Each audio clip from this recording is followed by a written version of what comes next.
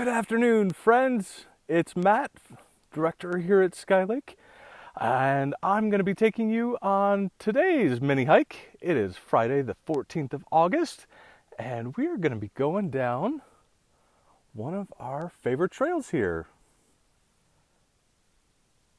Witch Hazel. So we're starting out in the West Shore Field. It is a gorgeous day here at Skylake again. We have just been experiencing some great weather here this summer.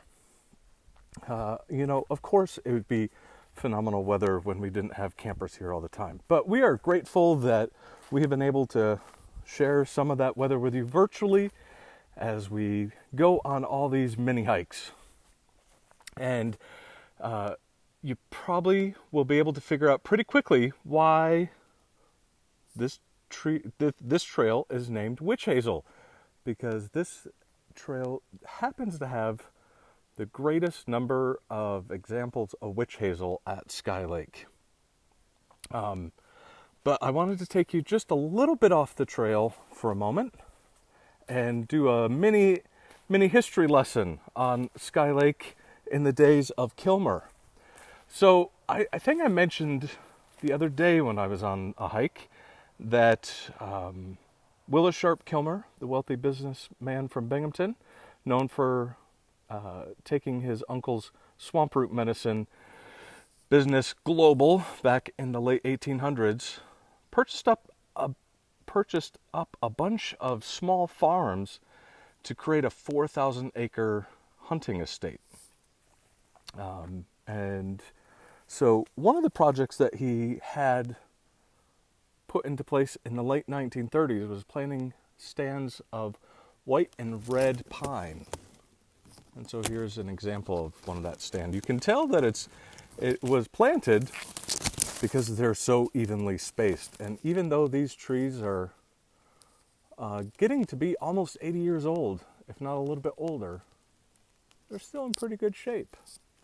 But back on the Witch Hazel Trail, and of course, we also have an excellent example of striped maple right here and some beech. So we're heading back on the trail.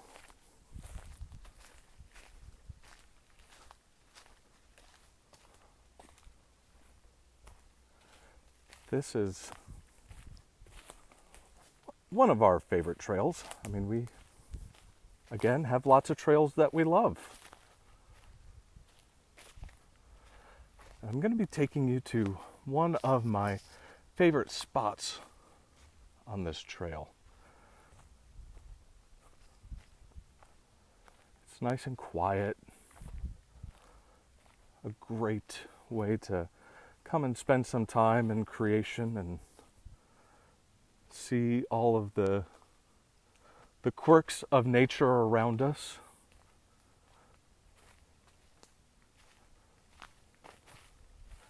And you can tell just by the sound of one's footsteps that the majority of trees along this trail are of the deciduous variety. Mainly because we're walking on leaves, so you can hear that crunch, and the sticks that are down also are indicative of being in a harder wood section. If we were on the pine tree trail, which Jenna has taken us down multiple times now, it's a much quieter walk because of all the pine needles at the start of the trail.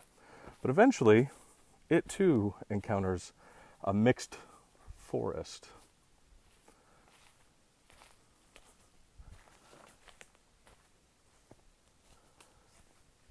Now we'll soon be coming up to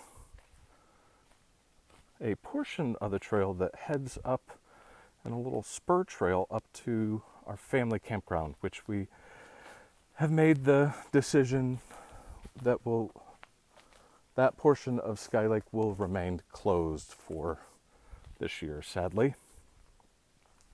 But we are hopeful that in 2021 we can open back up fully and safely So remember to keep wearing your masks, wash your hands, all that fun stuff.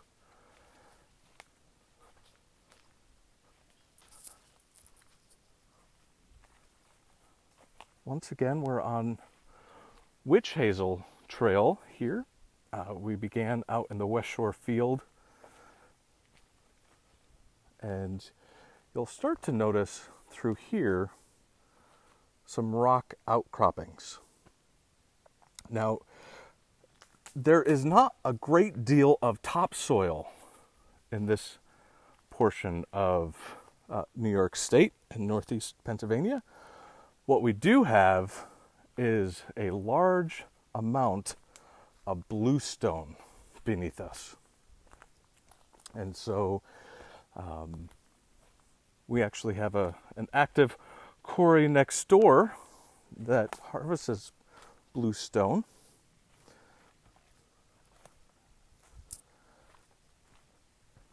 And it is prized for its flatness. So a lot of patios all over the place are constructed with slabs of bluestone.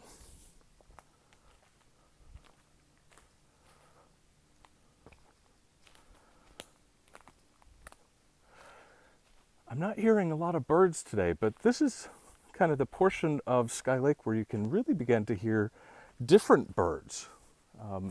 Most of the time we're used to hearing birds that are generally yard birds, field birds.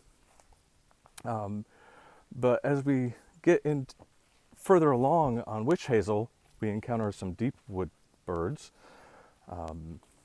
particularly on really good days. We will encounter some scarlet tanagers, which are just gorgeous. So I'm going to pause here for a moment. And this is what we call the Campground Spur.